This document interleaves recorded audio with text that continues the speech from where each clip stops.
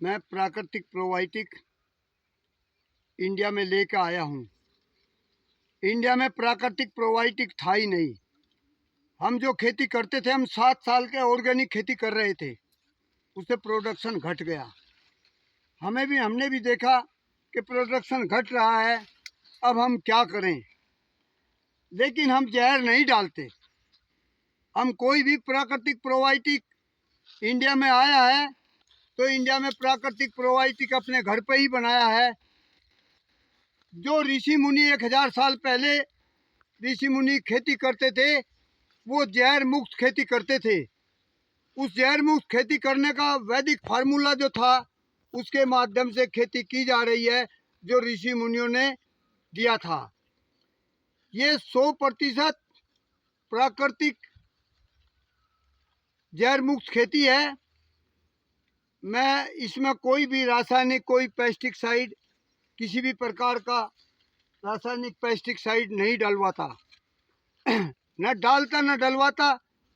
ये ऑर्गेनिक से बहुत कुछ ज़्यादा है। फसल को मैं दुगनी तो नहीं कहता। हमारे प्रधानमंत्री माननीय नरेंद्र मोदी जी कहते हैं कि हम फसल को डबल कर देंगे। बिल्कुल ठीक कहते हैं। मैं दावे से कहता हूँ कि मैं फसल को डबल कर दूंगा, लेकिन वो कैसे कर दूंगा। मैं फार्मूला आपको देता हूँ, मैं आपको बताता हूँ, समझाता हूँ, लेकिन लोग बाग उस चीज़ को नहीं करना चाहते, तो मैं उनको समझा नहीं सकता। क्योंकि आजकल सब MBA करे हुए हैं। किसी को आप समझाओगे, वो समझना उचित नहीं समझता। इसलिए समझाना, भैंस के आगे बीन बजाना कोई उचित नहीं है। समझदार समझेगा, जो जानता है वो तानता है। इंडिया में दिखता है, जो दिखता है वो बिकता है। मैंने खूब देखा है। हमारे प्रधानमंत्री, हमारी सरकार जो कहती है वो बिल्कुल ठीक कहती है। हमारी माता को, जमीन का जीवाणु मार दिया। केमिकल से उगाई हुई फसल खा रहे हैं, तो इसीलिए तो बीमार हो रहे हैं। अरे खाने से बीमार होता है, खाने से ही ठीक होता है।